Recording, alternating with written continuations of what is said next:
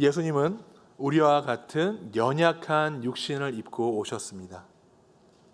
요한복음 1장 14절에 보시면 말씀이 육신이 되어 우리 가운데 거하셨다라고 성경 우리에게 이야기하고 있습니다. 그래서 우리 예수님은 이 땅에 우리와 같은 몸을 입고 오셔서 100% 인성의 몸으로 오셨고 또한 100% 하나님의 아들로 이 땅에 오셨습니다. 이것을 사도 바울은 로마서를 시작하면서 우리 예수님이 육신으로는 다윗의 혈통으로 나셨고 성결의 영으로는 부활하사 하나님의 아들로 선포되셨다라고 그렇게 증거하고 있습니다. 그래서 우리 예수님의 십자가는 우리가 예수 그리스도를 믿음으로 말미암아 우리의 개인의 죄를 대속하는 그런 은혜가 있는 것이고, 그리고 예수님을 믿는 모든 자들이 예수님의 피로 말미암아 영생을 얻는 능력이 있는 것입니다.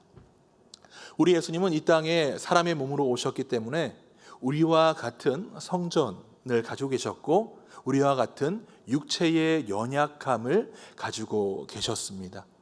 그래서 특별히 마가복음은 우리 예수님께서 이 땅에서 공생의 사역을 하시면서 그가 겪었던, 마주했던 연약한 감정들을 우리에게 상세하게 보여줍니다. 크게 우리 예수님은 4가지의 연약한 인간의 감정을 마주하셨는데요. 첫 번째로 피로감을 느끼셨고, 좌절감을 느끼셨고, 막연함을 느끼셨고, 또한 두려움을 경험하셨습니다. 하지만 우리 예수님은 우리 인간의 연약한 감정에 넘어지지 않으셨습니다.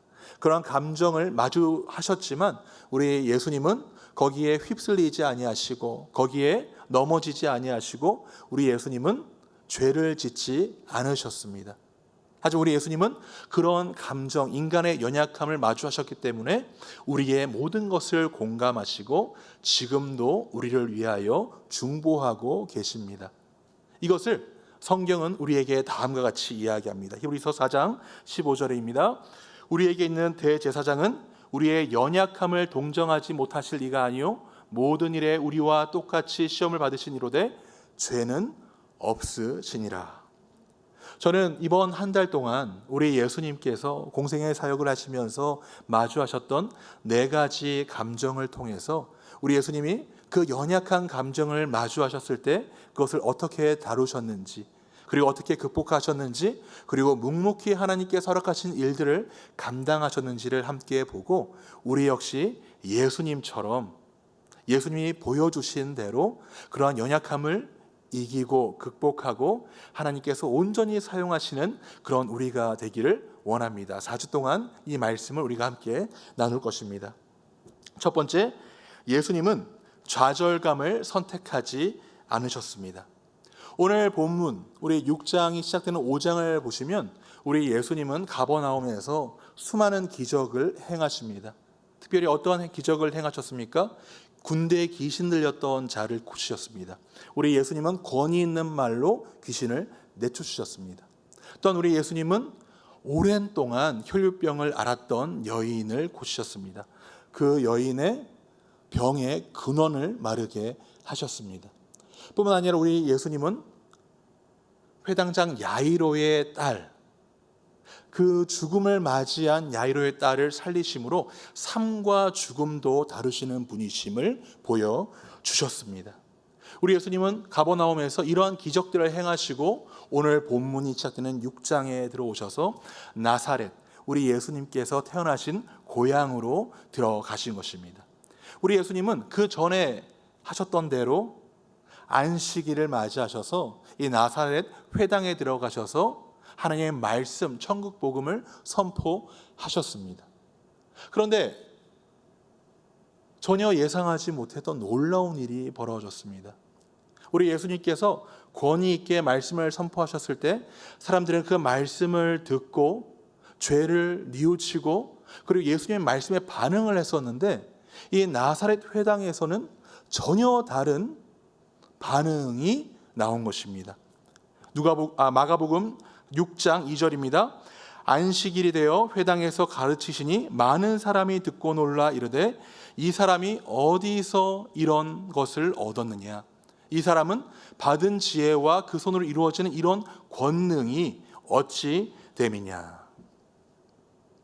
나사렛 사람들은 우리 예수님의 권위 있는 말씀 앞에 놀라지만 아주 다른 반응, 이전에 사람들이 보였던 반응과는 다른 아주 다른 반응을 보입니다. 그리고 이들은 예수님에 대해서 배척하기 시작합니다. 그 이유는 다른 것이 아닙니다.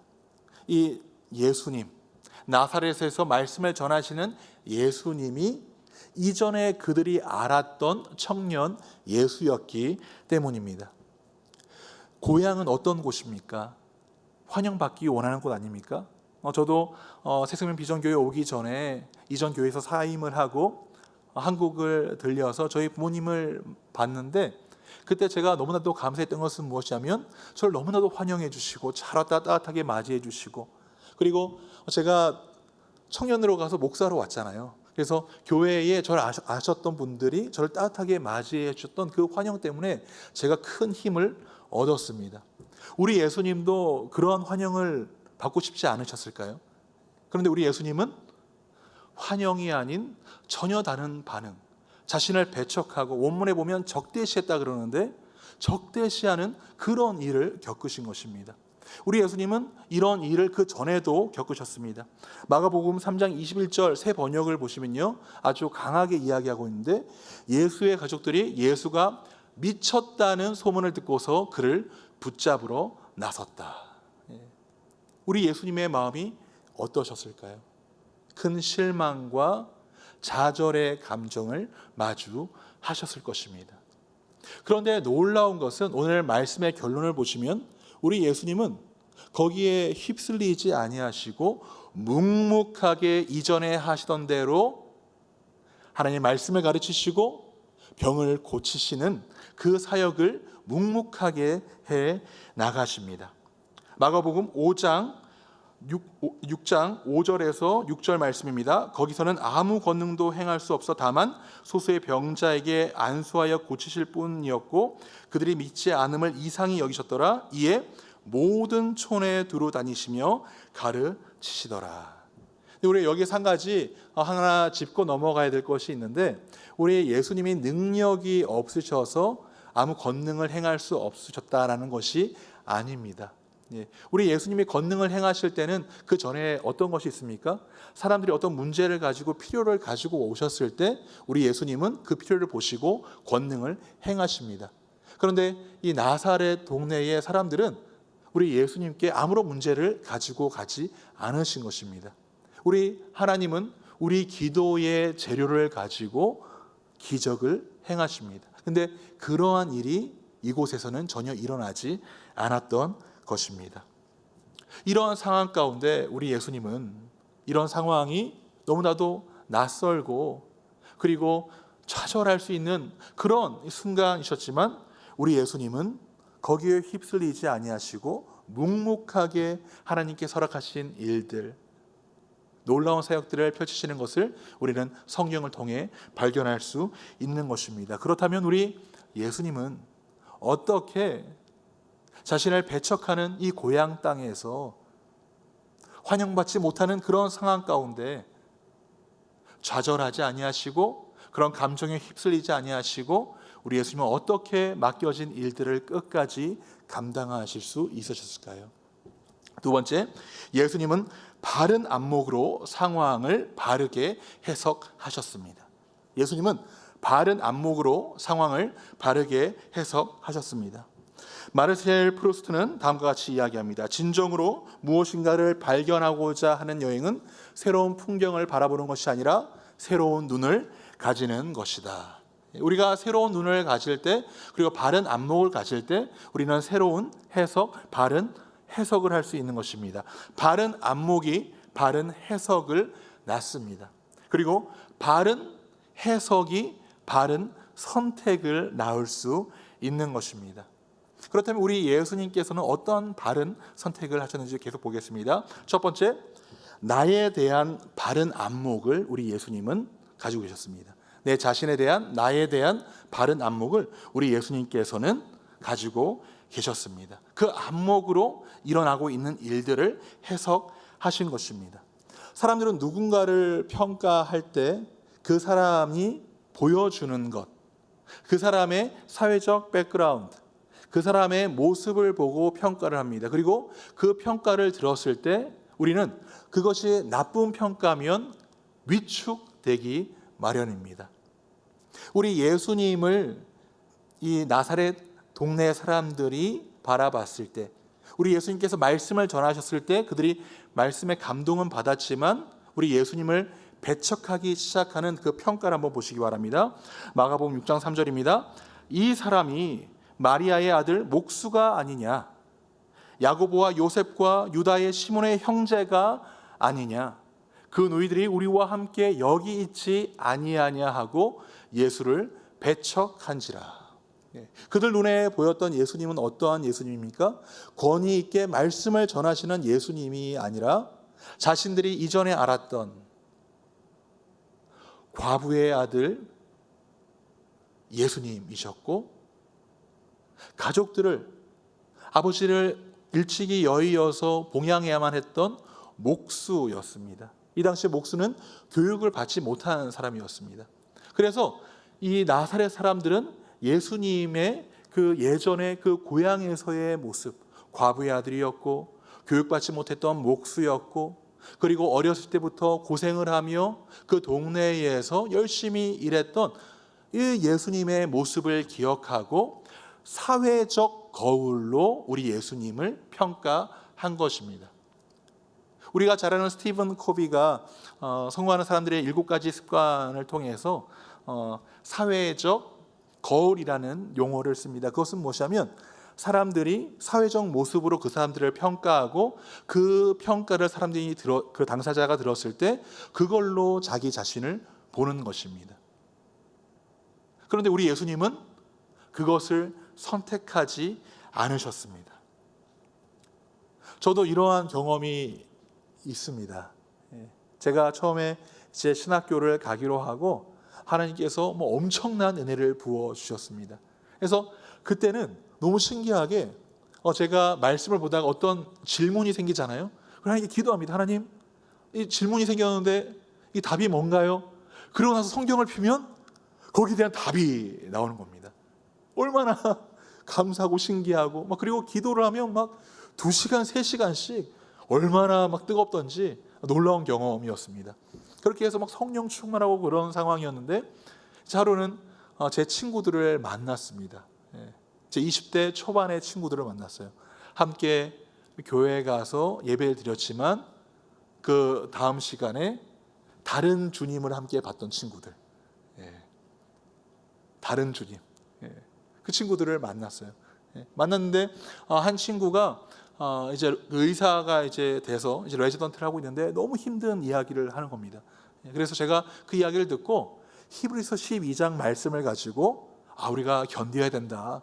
하나님께서 이 일을 통해서 우리를 연단시키신다. 분명 좋은 의사가 될 거야. 제가 그렇게 얘기를 했어요. 그러고 나서 제가 바랬던 반응은 어떤 반응이었냐면, 고마워 기어가, 날 위해서 기도해 주겠니? 이런 반응을 저는 기대했습니다. 그런데 그 친구의 반응, 너나 잘해.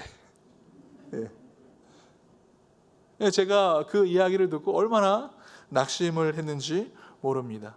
우리 예수님도 그러실 수 있으셨어요. 근데 우리 예수님은 그렇게 좌절하지 않으십니다. 왜냐하면 우리 예수님은 말씀을 통해서 우리 하나님께서 우리 예수님에게 주시는 자아가 무엇인지를 우리 예수님은 아셨기 때문입니다. 이것을 우리가 어디서 알 수 있습니까? 마가복음, 우리가 지금 읽고 있는 6장의 내용을 동일하게 서술하고 있는 누가복음 4장에서 우리는 그것을 발견할 수 있습니다. 누가복음 4장 18절에서 19절 말씀인데요, 이 말씀은 우리 예수님께서 나사렛 회당에서 읽으신 말씀입니다. 제가 읽습니다. 주의 성령이 내게 임하셨으니 이는 가난한 자에게 복음을 전하게 하시려고 내게 기름을 부으시고 나를 보내사 포로된 자에게 자유를, 눈먼 자에게 다시 보게 함을 전파하며 눌린 자를 자유롭게 하고 주의 은혜의 해를 전파하게 하려 하심이라 하였더라. 이 말씀은 이사야의 말씀입니다. 우리 예수님은 이 말씀을 읽고 이 말씀이 응하여졌음을 그들에게 선포하신 것입니다. 이 말씀은 누구에 대해서 이야기하는 겁니까? 자기 자신에 대해서 이야기하는 것입니다.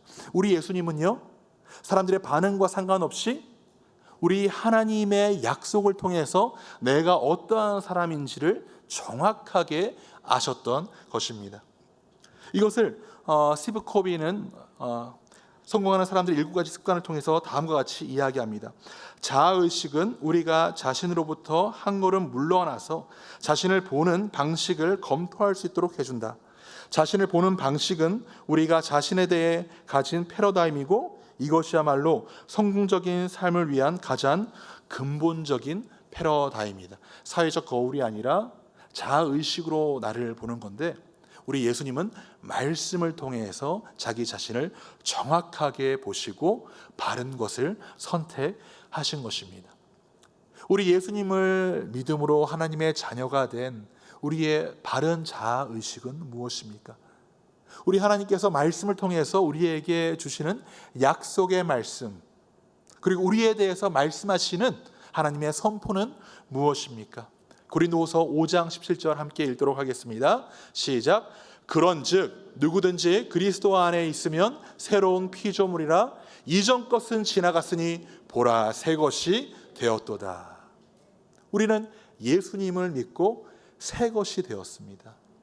예수님을 믿고 새로운 창조물이 되었습니다. 하나님은요, 우리에게 새로운 신분을 주십니다. 하나님 우리에게 새로운 비전을 주십니다.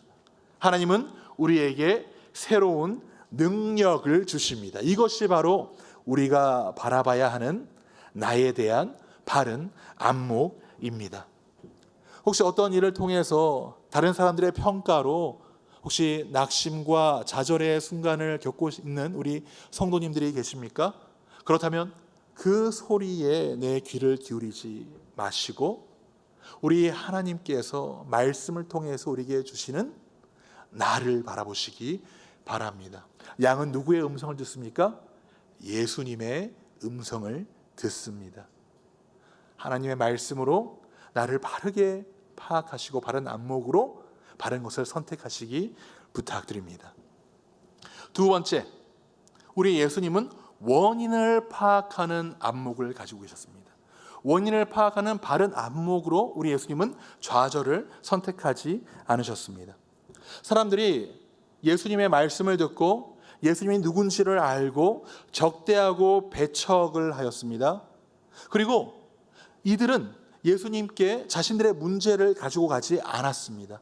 우리 예수님은 그것을 우리 마가복음 6장 6절에 보시면 그들의 믿지 않음을 이상히 여기셨더라라고 그렇게 예수님의 모습을 성경은 이야기하고 있습니다. 여기서 이상히 여기셨더라는 무엇이냐면 서프라이즈, 우와 이렇게 놀라는 것이 아닙니다. 어머 이렇게 놀라는 것이 아니에요.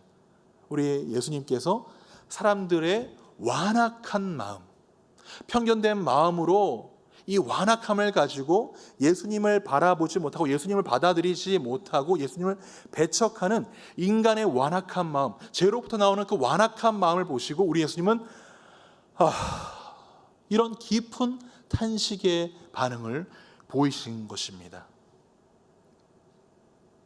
우리 예수님은 나사렛의 사람들이 그들의 완악함을 가지고 그렇게 반응한 것을 보시고 우리 예수님은 그것에서 원인을 파악하셨습니다. 이것이 어디에 나와 있습니까? 성경에 나와 있습니다. 누가복음 4장 24절에서 27절입니다. 우리 성경을 보시겠습니다. 또 이르시되 내가 진실로 너희에게 이르노니 선지자가 고향에서는 환영을 받는 자가 없느니라. 내가 참으로 너희에게 이르노니 엘리야 시대에 하늘이 3년 6개월간 닫히어 온 땅에 큰 흉년이 들었을 때에 이스라엘에 많은 과부가 있었을 때 엘리야가 그중 한 사람에게도 보내심을 받지 않고 오직 시돈 땅에 있는 사렙다의 한 과부에게 뿐이었으며 또 선지자 엘리야의 때에 이스라엘에 많은 나병 환자가 있었을 때 그 중에 한 사람도 깨끗함을 얻지 못하고 오직 수리아 사람 나아만 뿐이었느니라. 우리 예수님은요, 이들이 왜 예수님을 배척했는지를 하나님의 말씀, 기록된 하나님의 말씀의 이전 사람들의 모습을 보고 그들의 완악함 때문이라는 그 사실을 아셨습니다. 그들이 그렇게 반응했던 원인을 아셨기 때문에 우리 예수님은 깊은 탄식의 반응을 오늘 말씀을 통해서 보여주시는 것입니다. 그래서 우리 예수님은 낙심하지 않으셨던 것입니다.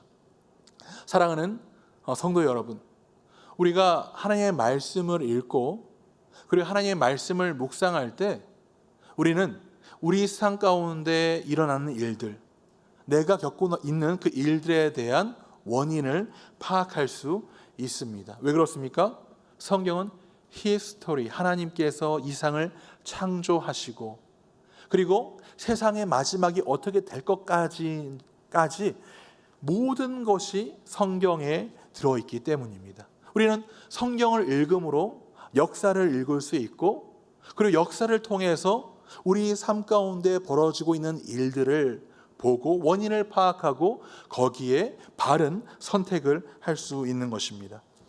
일본 자알 항공사에서 10년 동안 퍼스트 클래스에서 근무를 했던 미츠키 아키코 씨가 미치키 아키코 씨 발음이 쉽지가 않습니다. 미치키 아키코 씨가 쓴 책이 있습니다. 그 책 제목이 무엇이냐면 퍼스트 클래스 승객은 펜을 빌리지 않는다라는 책입니다.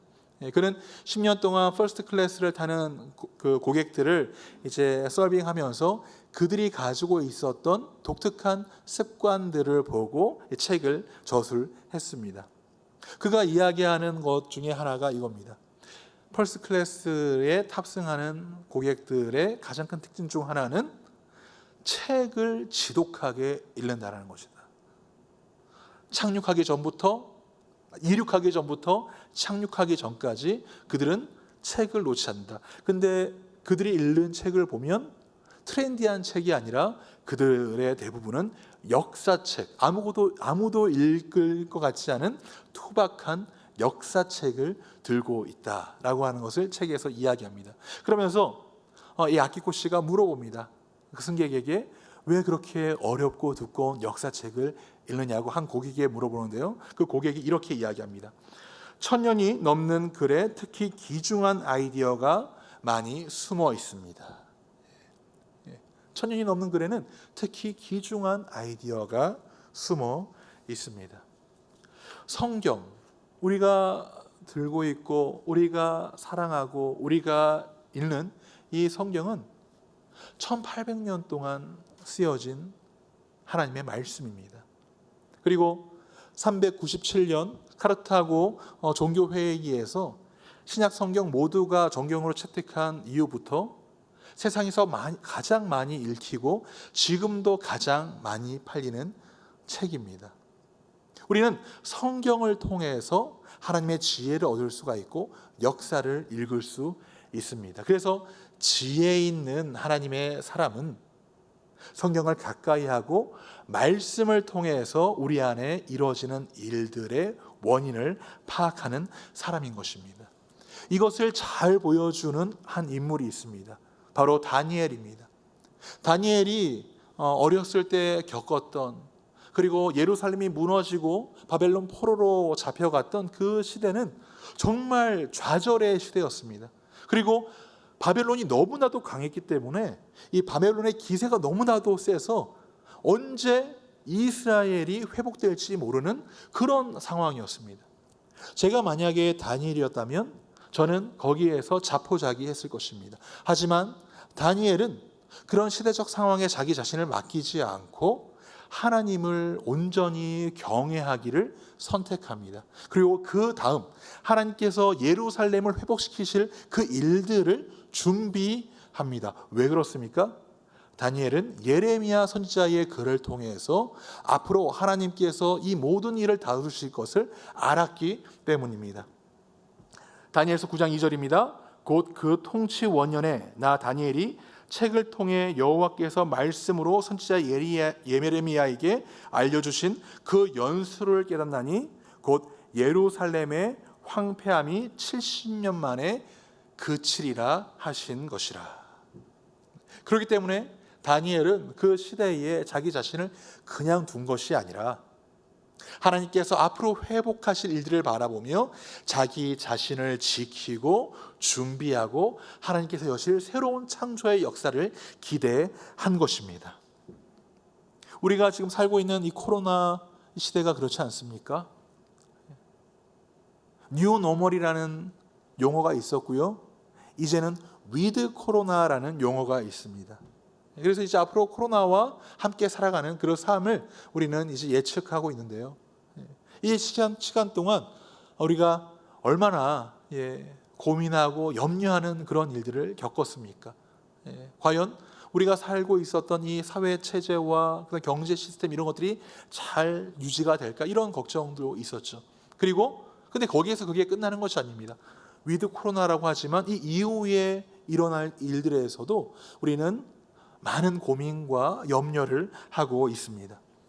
사랑하는 새생명 비전 성도 여러분, 하나님의 말씀을 읽기 바랍니다. 재난과 기근 가운데 하나님께서 어떤 일을 행하셨는지, 그리고 그 일을 통하여서 결국 하나님께서 어떤 유익을 우리에게 주셨는지, 우리가 그것을 바로 알고 바로 해석할 때 우리는 좌절의 그 감정을 선택함으로 무너지는 것이 아니라 어려운 상황 가운데서도 하나님께서 여실 새로운 시대를 바라보며 믿음의 사람으로 준비하고 기대하고, 그리고 하나님께서 여실 그 모든 것들을 우리 기대함으로 함께 나아갈 수 있는 것입니다. 세 번째, 예수님은 공동체와 함께 전진하셨습니다.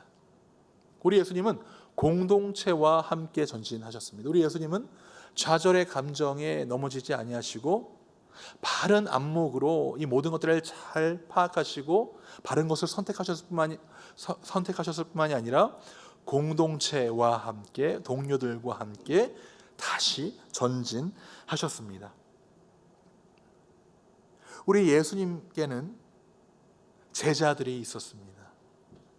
함께 동역하는 제자들이 있었어요. 우리 예수님은 공동체를 이루셔서 그 일들을 감당하셨습니다. 그래서 오늘 본문이 있는 이 마가복음 6장 첫 절에 성경은 우리 예수님이 제자들과 함께 갈릴리로 들어가셨다라고 명시하고 있습니다. 그리고 우리가 오늘 읽은 이 본문의 마지막 6절과 7절을 보시면 또 예수님께서 제자들과 함께 하셨던 것을 우리에게 보여주고 있습니다. 6절입니다. 그들이 믿지 않음을 이상히 여기셨더라. 이에 모든 촌에 두루다니시며 가르치시더라. 7절 12 제자를 부르사 둘씩 보내시며 더러운 귀신을 제어하는 권능을 주시고. 우리 예수님은 좌절의 감정을 추스린 이후에 혼자 움직이신 것이 아니라 이전에 하셨던 것과 같이 12 제자들과 예수님의 동료들과 공동체와 함께 하나님께서 또 주시는 그 일들을 바라보며 전진하십니다. 사랑하는 성도 여러분, 함께 하면은 힘이 있습니다. 그것이 하나님께서 우리에게 교회를 허락하시고 목장을 허락하여 주신 이유입니다. 전도서 4장 12절은 다음과 같이 이야기합니다. 한 사람이면 패하겠거니와 두 사람이면 맞설 수 있나니 세 겹줄은 쉽게 끊어지지 아니하느니라.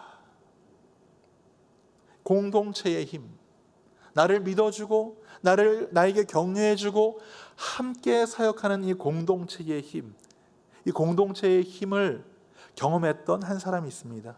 그 사람이 누구냐면 우리가 잘 알다시피 이 마가복음을 기록한 마가 요한입니다. 마가 요한은 정말 제가 생각했을 때 과연 그 일을 견딜 수 있을까 하는 그런 좌절의 순간을 경험하였습니다. 마가 요한은 이 어린 나이에 대사도죠. 사도 바울과 바나바와 함께 1차 세계 전도 여행을 떠납니다. 근데 이 마가가 생각했던 것과 달리 이 전도 여행이 많이 힘들었나 봅니다. 그래서 마가 요한은 이 밤빌리아라는 곳에서 중도 하차합니다. 그 마음에 어떠한 감정이 있었을까요? 실패감이 있지 않았겠습니까? 근데 마가는 여기에서 그치지 않고 또 견딜 수 없는 한 사건을 경험합니다. 그 사건은 무엇이냐면 1차 세계 전도 여행이 마치고 2차 세계 전도 여행을 이제 바울과 바나바가 계획하는데 마가 요한을 데려갈지 말지를 놓고 이 두 명의 거장이 다툰 것입니다. 싸운 것이에요. 누구 때문에? 나 때문에. 그 모습을 본 마가의 마음은 어땠을까요? 큰 좌절을 경험했을 것입니다.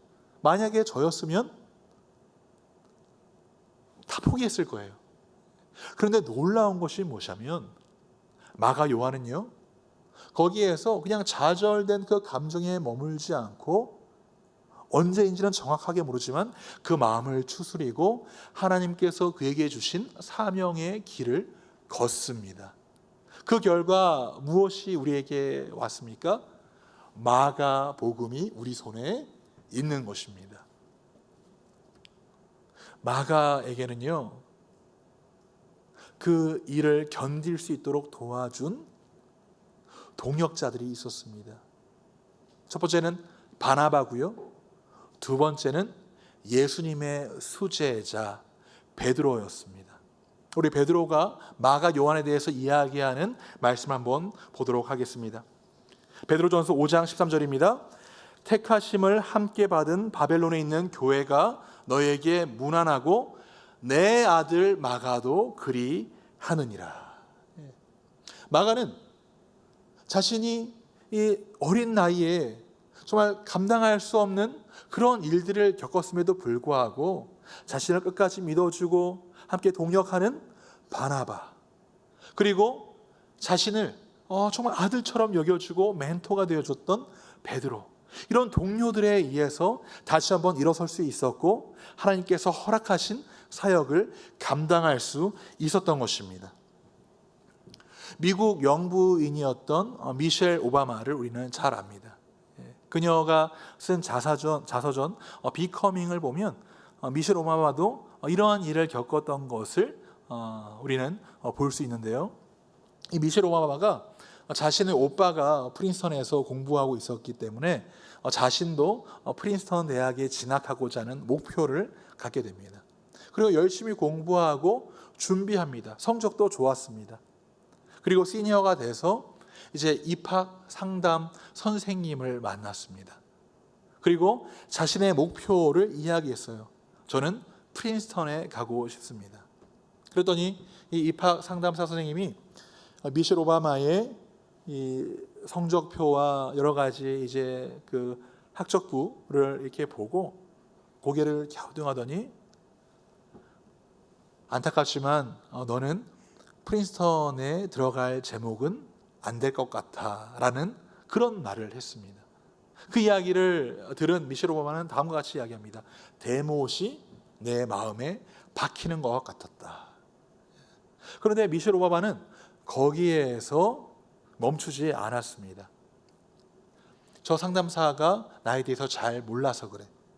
고등학교 입학할 때부터 지금까지 나를 잘 알고 나를 잘 지도해주는 스미스 선생님은 다르게 말씀하실 거야. 그리고 스미스 선생님에게 자신의 포부를 이야기하고 스미스 선생님의 도움을 받아서 추천서를 받고 격려를 받고 그리고 자신의 오빠와 가족들의 격려를 받고 그녀는 열심히 준비해서 프린스턴 어드미션을 받습니다. 이 일을 정리하면서 미셸 오바마는 다음과 같이 이야기합니다. 내가 그들로 배운 교훈은 그들에게도 의심하는 사람이 있었다는 것이다. 심지어 어떤 사람들은 성공한 후에도 대형 경기장을 메울 수 있을 만큼 수많은 비판자와 회의론자가 따라 붙는다. 그들은 그가 사소한 실책을 저지를 때마다 내 그럴 줄 알았지 하고 외친다. 그런 소음은 영원히 사라지지 않는다. 하지만 성공한 사람들은 그 소음을 견디는 법을 대신 자신을 믿어주는 사람들에게 의지하여 목표를 꿋꿋이 밀고 나가는 법을 터득했다. 사랑하는 성도 여러분, 지금 내 옆에는 나를 지지해주고 나와 함께 하나님께서 허락하신 일들을 동역할 그런 사람들이 있습니까? 있어요. 여기 계신 모든 분들은 있습니다. 누가 있습니까? 목장 식구들이 있습니다. 공동체 식구들이 있어요. 새생명 비전 우리 가족들이 있습니다. 하나님께서는 우리에게 이렇게 귀한 성도님들, 목원들을 허락하여 주셨고, 그리고 하나님께서는 이들과 함께 하나님께서 허락하신 일들을 감당하실 수 있도록 우리에게 힘을 주십니다. 그래서 에베소 4장 13절에서 뭐라고 이해합니까? 우리가 교회 공동체를 통해서 그리스도의 장성한 분량까지 이른다고 성경은 이야기하고 있지 않습니까? 저는 요즘 공동체의 힘, 동료들이 주는 격려가 얼마나 큰 것인지를 매일매일 경험하고 있습니다. 제가 달라스에서 10년 동안 이제 사역을 하고 LA로 이제 왔을 때 제 마음에 두려워하는 마음이 있었을까요? 없었을까요? 있었다? 없었다? 예. 다시 한번 여쭤보겠습니다. 제가 두려워하는 마음이 있었을까요? 1번. 없었다. 2번. 1번. 2번. 두려운 마음이 없었습니다. 두려운 마음이 있었죠. 내가 과연 잘할 수 있을까? 내가 그곳에서 어떻게 하나님께서 맡겨주신 사역들을 감당할 수 있을까? 그런데 그것은 저의 그냥 기우였어요. 와서 저희 담임 목사님과 우리 동료 교육자들을 봤을 때 얼마나 잘해주시던지, 제가 무엇이 필요한지를 물어봐 주시고, 그리고 조금만 이렇게 노력해도 잘한다고 해주시고, 그러니까 제가 얼마나 힘이 나고 얼마나 기쁘던지, 많은 사람들이 저에게 이렇게 웃상이라고, 잘 웃는다고 얘기하는데, 제가 원래 그렇게 잘 웃는 것이 아니라 우리 동료 교육자님들이 함께 해주시고 저를 격려해 주시기 때문에 기뻐서 웃는 것입니다. 이렇게 우리가 함께 동역하고 함께하면 내 주변 사람의 표정이 바뀝니다. 우리 이런 말도 있지 않습니까? 웃으면 복이 와요. 우리가 함께함으로 하나님께서 복을 주시는 그런 공동체가 우리 공동체임을 믿으시기를 바랍니다. 예수님은 우리도 예수님처럼 사명의 삶을 살길 원하십니다. 예수님은 우리도 예수님처럼 사명을 이루는 삶을 살기 원하십니다. 우리 예수님은 우리 하나님께서 주신 사명을 이루셨습니다. 우리 예수님의 마지막 기도, 십자가를 지시기 전날 밤 우리 예수님께서 드리신 그 기도, 요한복음 17장에 나타나 있는데요, 10장 4절에 보면 우리 예수님은 이렇게 고백하십니다. 아버지께서 내게 하라고 주신 일을 내가 이루어 아버지를 이 세상에서 영화롭게 하였사오니, 하나님, 제가 하나님께서 저에게 주신 일을 감당했습니다. 하나님, 그 일로 하나님께 영광 올려드렸습니다. 하나님, 감사합니다. 우리 예수님은 거기에서 그치지 않으십니다. 하나님께서 저에게 주신 제자들, 이들이 하나를 이루어 하나님의 일, 제가 이 모든 일들을 감당했던 것처럼 이들도 할 수 있도록 주님 도와주세요. 거기에서 그치지 않으세요. 우리 예수님은 제자들을 통해서 하나님께 나아가고 하나님의 놀라운 역사에 동참할 그들도 하나님께서 보존하여 주사 그 일들을 감당하게 해달라고 우리 예수님은 기도하십니다. 요한복음 10장 9절입니다. 내가 그들을 위하여 비옵나니 내가 비옵는 것은 세상을 위함이 아니요 내게 주신 자들을 위함이니이다. 그들은 아버지의 것이로소이다. 20절입니다.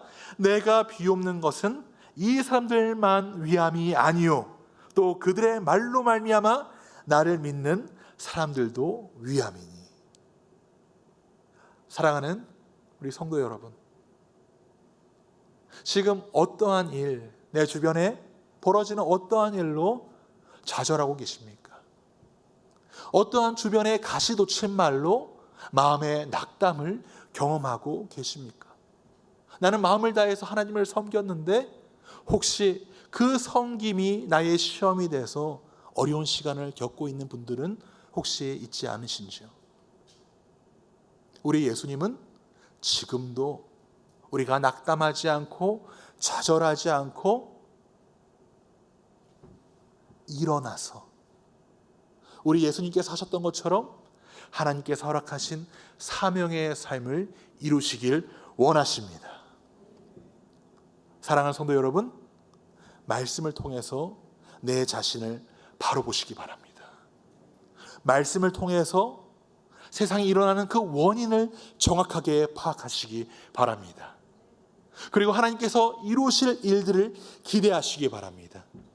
그리고 나와 함께하고 나에게 격려를 주고 나와 함께 동행하는 우리 목장 식구들, 우리 새생명 비전 가족들 함께 바라보고 격려하심으로 하나님께서 우리를 통해서 이루실 일들을 바라보며 나아가시기를 주님의 이름으로 축원드립니다. 우리 시간 다 함께 찬양하기 원하는데요, 제가 오늘 말씀을 묵상하면서 이 찬양이 참 저에게 은혜가 됐습니다. 오 신실하신 주, 오 신실하신 주, 하나님 한 번도 나를 실망시키지 아니하시고.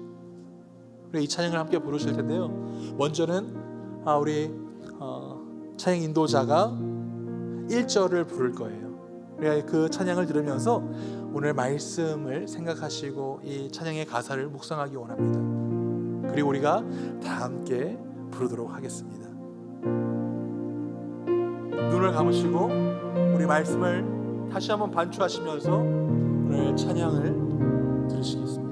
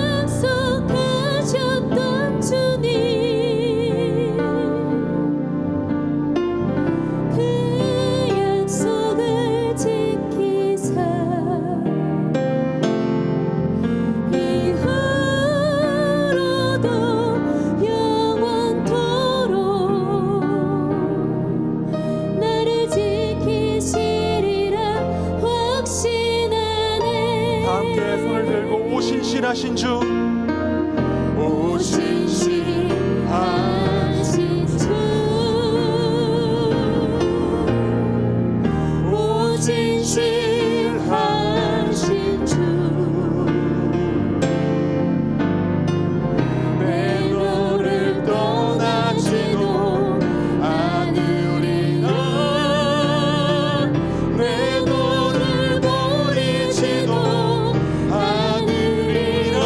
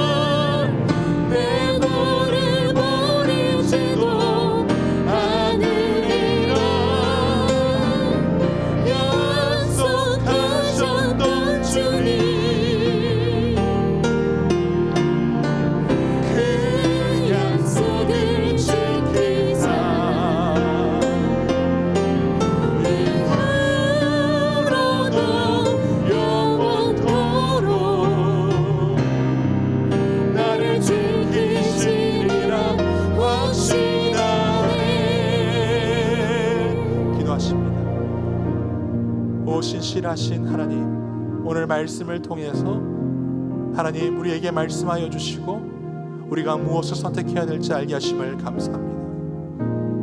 하나님, 우리가 말씀을 볼 때 지혜의 영으로 함께 하여 주시고 하나님 모든 상황을 바로 해석할 수 있는 안목을 허락하여 주시옵소서. 하나님, 우리가 함께 하나님께서 허락하신 우리 공동체와 더불어 주의 일들을 감당하기 원합니다. 하나님, 서로에게 힘이 되는 한 사람 한 사람 되게 하여 주시고 하나님, 그러므로 말미암아 하나님께서 온전히 사용하시고 복을 주시는 복된 공동체 될 수 있도록 주여 함께 하여 주시옵소서. 하나님, 이 시간도 내가 어떻게 할 수 없는 어려운 일로 좌절의 시간, 힘든 시간을 겪고 있는 우리 성도들이 있습니까? 하나님, 이 시간 아버지께서 함께 하여 주시고 그 마음에 위로하여 주심으로 말미암아 하나님 주께 주시는 평강으로 하나님 일어설 수 있도록 주여 도와주시고 능력의 하나님의 힘이 함께 하심으로 말미암아 하나님 주가 역사하심으로 모든 상황을 돌파할 수 있는 우리 모든 성도들 될 수 있도록 주여 도와주시옵소서. 이 모든 말씀 예수님 이름으로 기도합니다. 아멘.